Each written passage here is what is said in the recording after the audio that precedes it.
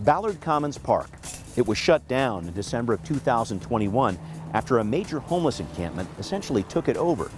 Here in the first quarter of 2023, the city of Seattle is set to reopen it. So what took so long? And what measures are being put in place to ensure this doesn't become a homeless encampment again? I'm Brian Callanan. I'm talking with Councilmember Dan Strauss, whose district includes this area here in Northwest Seattle. He'll be answering those questions and more coming up on Council Edition. So design review is broken. It doesn't give the community the opportunity to have meaningful input, and it takes too long. All that and more coming up next on City Inside Out, Council Edition.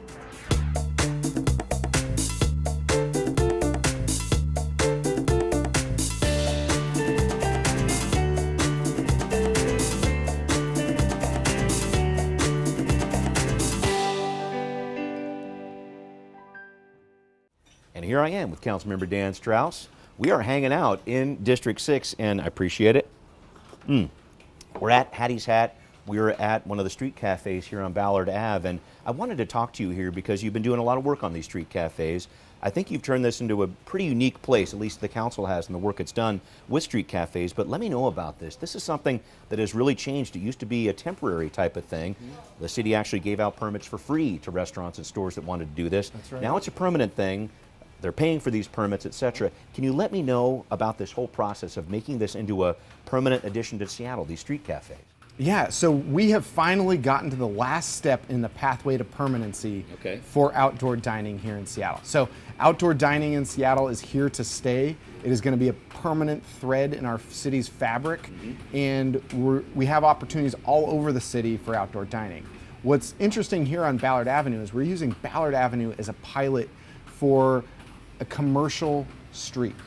Right? So we're using the outdoor dining, but there's also outdoor retail. Right, I've seen that too. And how do we attract people into this space to promote economic activity? Because it sounds like there's a lot more foot traffic here, and talking with some business owners here, it's a one-way street now. I know SDOT made the changes there, the Department of Transportation, but this street has really been reborn in a lot of ways, and I think there's a lot more people walking here. Pedestrians feel safer, and it just attracts more people to businesses.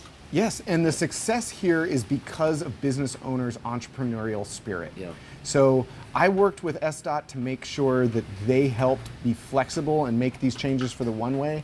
But as we sit in this street cafe, you can see that it's so unique. I mean, Hattie's Hat they've been an icon in Ballard for so many years. And they've taken the extra step to make these windows open or closed. We've got these special propane heats. You can see these are unique benches.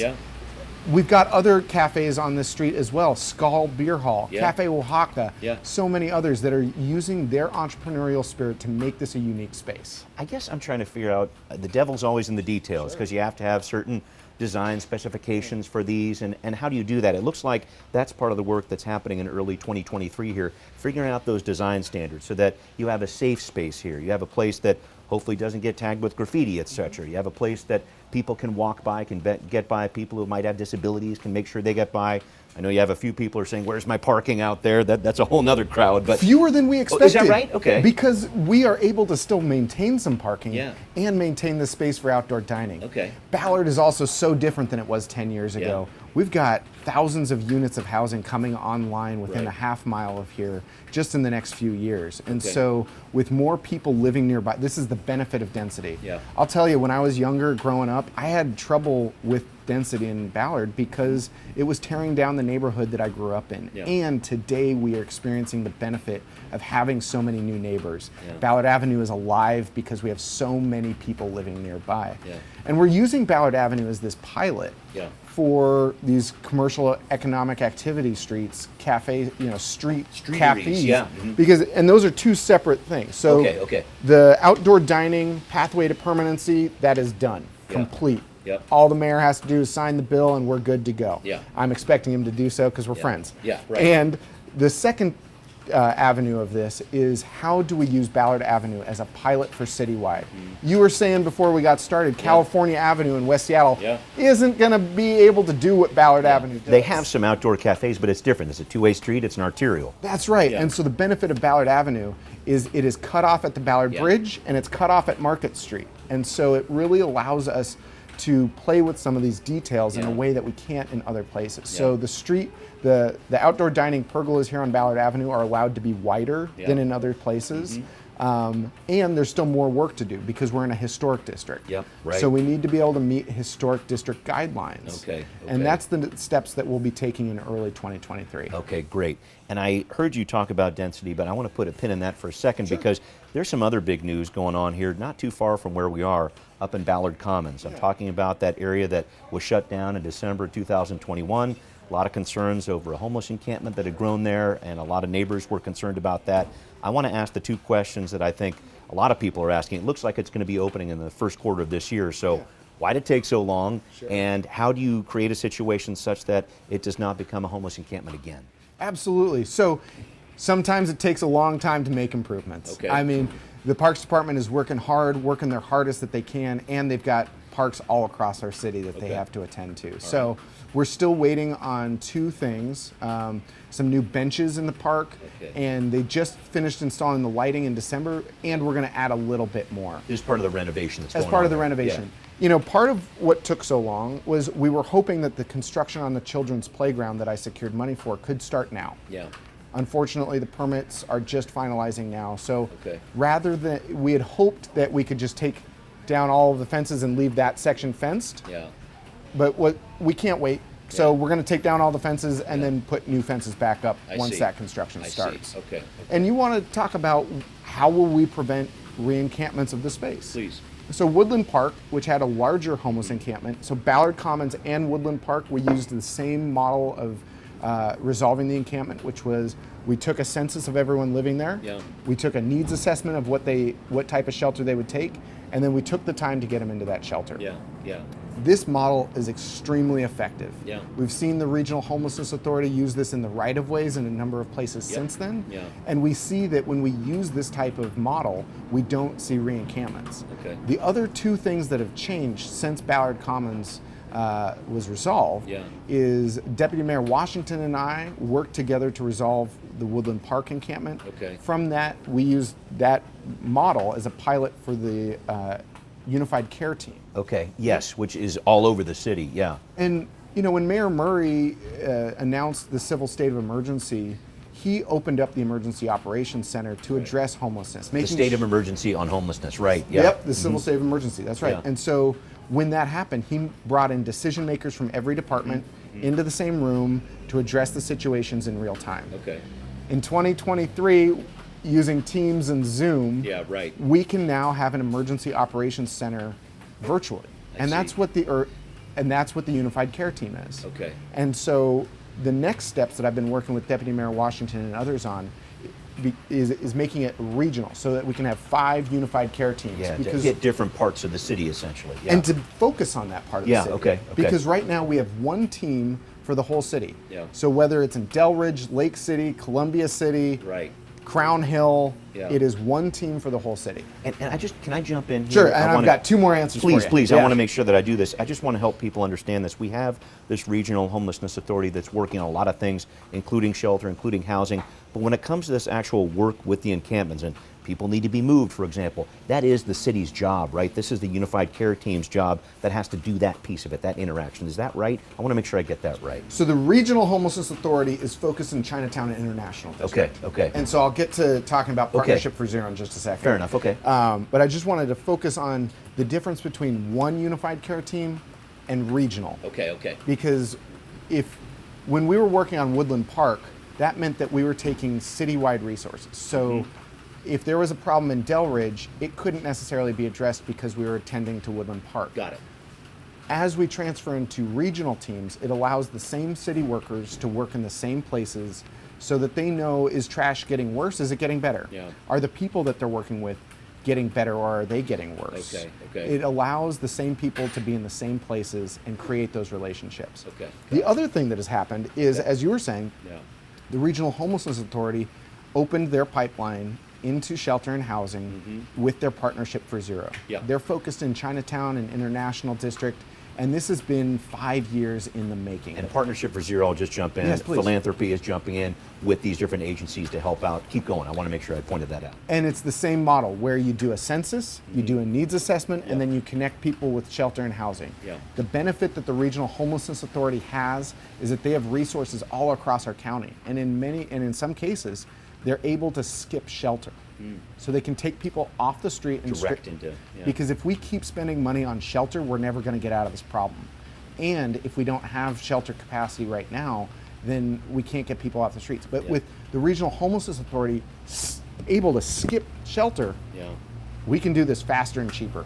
And I did want to ask about this because I've talked with Mark Dones, who's the CEO of the Regional Homelessness Authority, and he's very bullish on this idea that sometime this year we're going to get to functional zero, as it's called, with regard to homelessness in the downtown core. I've asked a few different legislators and lawmakers and people connected to the story this question, but do you think that's going to happen? Do you feel as bullish as he does about that whole idea of functional zero downtown? I think the model is in place, and what it comes down to is funding and partnerships and places. Okay. Right? And so we saw Kenmore and Lake Forest Park also enter into the agreement with the Regional Homelessness Authority.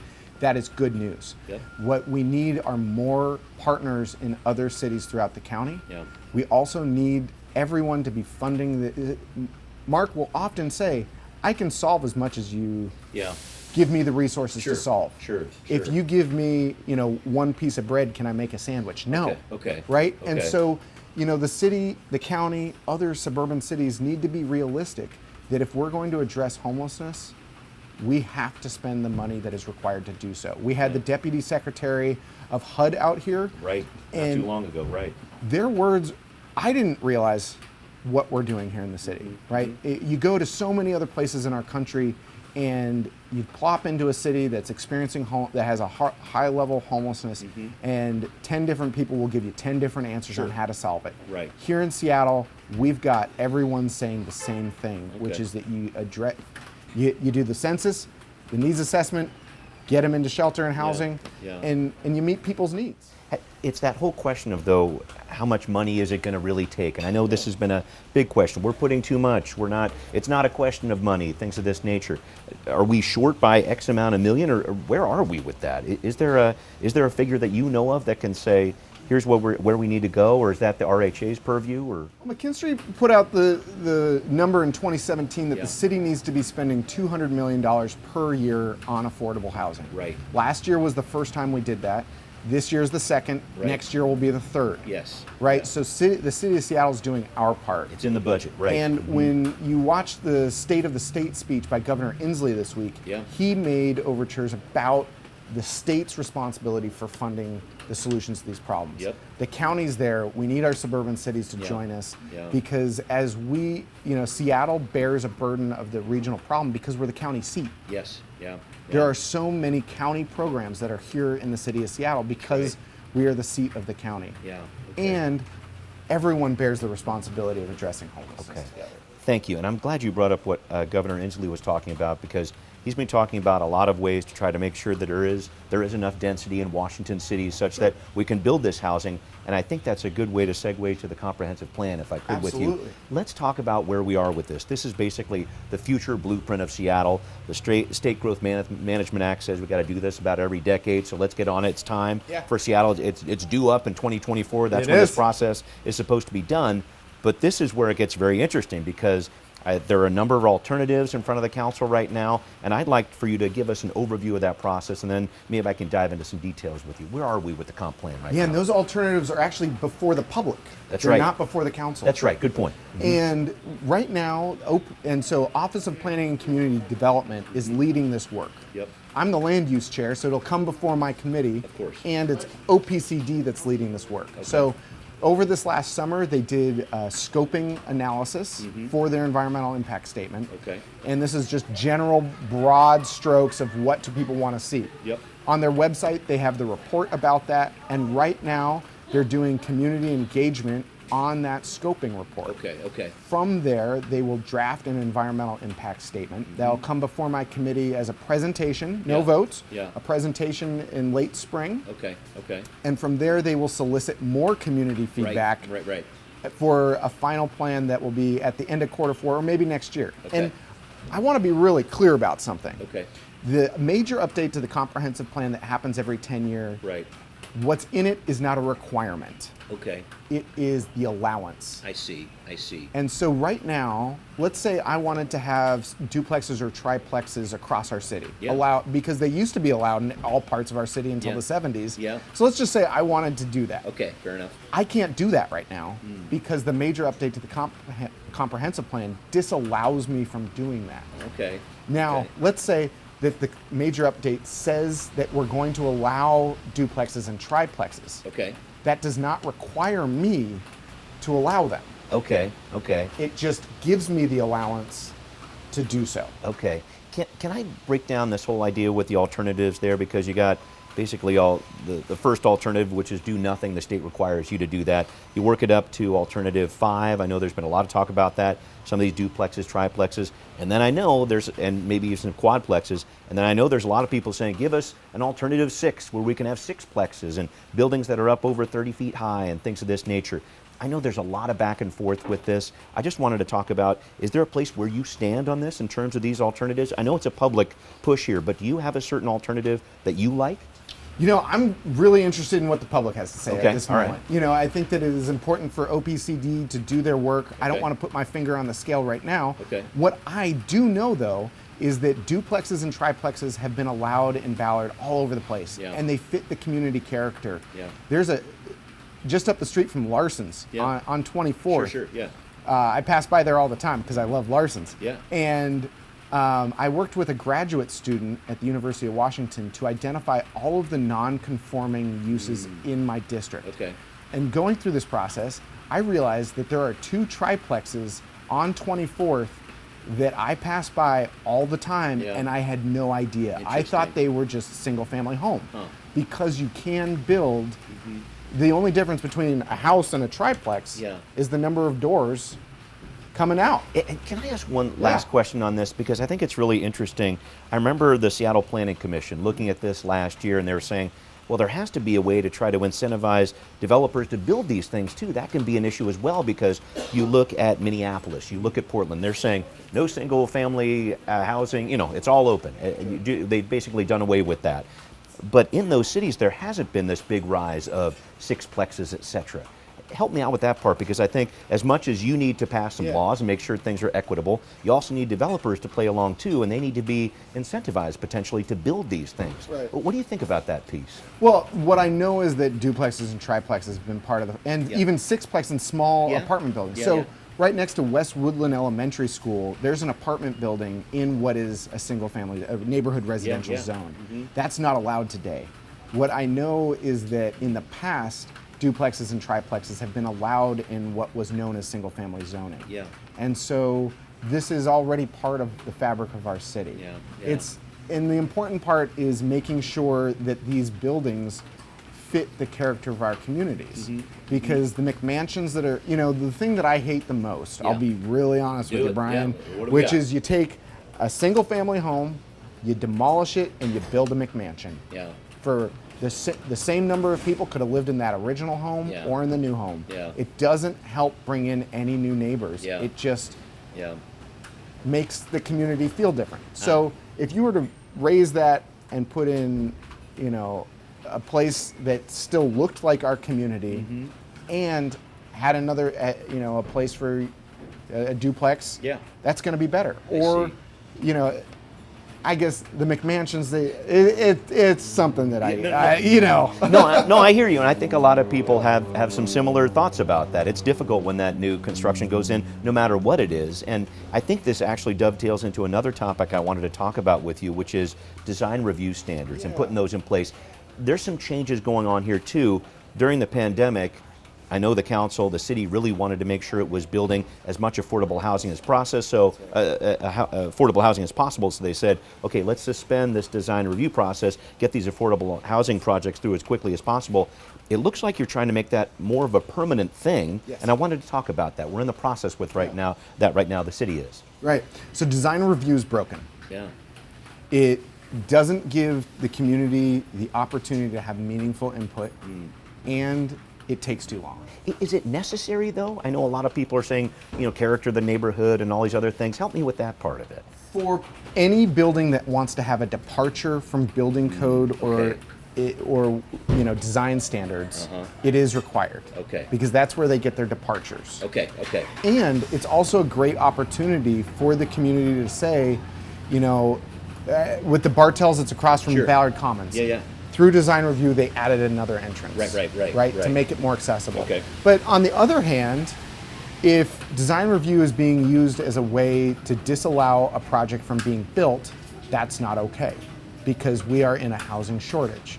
So, holding up a project because the brick face in the alley isn't the right color is not okay.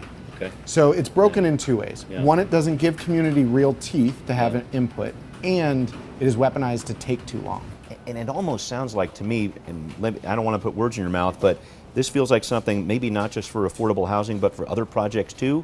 What do you think about that, just long term here? Because I know you're working on affordable housing to get that going, but we do need housing at all levels here. Absolutely. So is an idea where we start doing away with design review, or how do you look at that? We've got two tracks that we're going on. Okay. So for affordable housing, because that's what we need right now, and a lot of, we have exempted affordable housing from design review for 1 year while we create a permanent plan for affordable housing in regards to design review. Yes, right. The second track is that I had a statement of legislative intent. SDCI has set up a stakeholder work group to provide the city recommendations on how to improve design review. I want to see that report.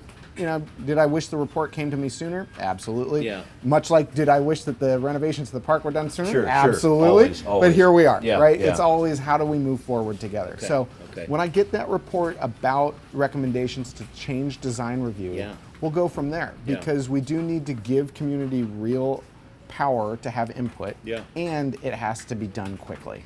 Thank you. And I wanted to work on one last land use issue with you here before we wrap up, and that's protecting trees in Seattle. You're working on a tree protection ordinance. This is something that has been talked about for decades in this city, and it needs some changes. I've read in different places it's kind of Wild West out there when it comes to cutting different trees, etc., and cutting them down, and that's not a good thing. I wanted to talk about this and where we're going with this as a city right now. Talk to me about this, because I know it's a big concern, from environmental concerns. Talk about all these heat domes we have and people not having enough cover, etc., climate change and all the impacts there. Let me know what's going on with trees and what you're working on with this ordinance. Yeah, if my plans stay in place and the schedule sticks, we will have 3 to 4 different committee meetings in the month of February and early March to address the tree ordinance. I haven't had the legislation transmitted to me yet, so I leave that as a caveat, but this is going to happen soon. I'll send you the video that I shot this summer where we went to a D6 resident's house, and in his backyard, he had started all of the trees in his yard from seed. Wow. And today he has almost complete coverage over his property. Yeah, that's amazing. And when we were in the shade, it was something like 86 degrees. Yeah. When we went out into the street, it was 96 degrees. Right, it's a difference, The power of the tree canopy to cool our city is absolutely there. And what we know is that the trees that we're planting today, in 30 years from now, will create the canopy that we need. So there's a couple changes that we need to make, right? We need to increase protections for trees. We need to clarify rules. We need to have an in lieu fee in case a tree that is a new protected tree needs to be cut down. I see. That we have funding to be able to plant more trees that are native and that are climate resilient. Because, my arborist friends will tell me, Seattle is the largest botanical garden in the state.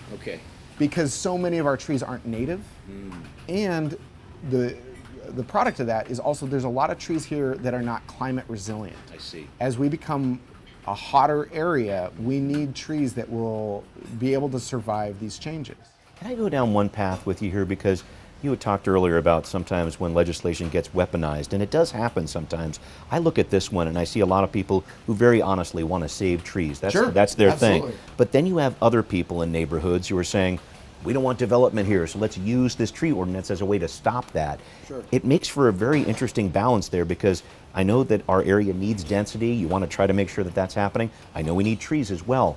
Help me out with that thought. When an ordinance like this could potentially get weaponized, that's not a good thing. Absolutely, it's not a good thing.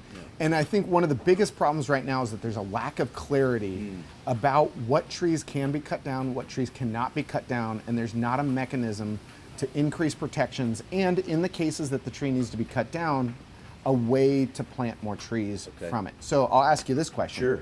Which has higher protections, a significant tree or an exceptional tree? Oh, okay. Hard to tell. Yeah, right. Yeah, right. I'm not going to put you on the spot. It took me a minute there. You know, because exceptional, or significant. Yeah. I mean, what is stronger? What is bigger? Sure. So if I said to you tier 1, tier 2, tier 3. Okay. It's a little bit more clear. I see what you're saying. Right. Yeah. If there's a tree in the setback that is not going to be impacted by development, why should it be cut down? Yeah. You know, I've seen in developments up in Crown Hill where trees were cut down, the building was then built, and trees were planted where those trees were cut down from. I see. That has to stop. Yeah. And that there were 2 lots that I'm thinking of in this example, both single-family homes, and now there's something to 18 to 25 homes. Wow. Right? When we're talking about the need to make places for new neighbors, because we've had so many new people move to Seattle, and we need to make space for them. And so how do we create this new housing while protecting trees? Got it. We've got about a minute left here, Councilmember Strauss. Is there anything else on your mind? I know you're always working on something. The council's always working on something.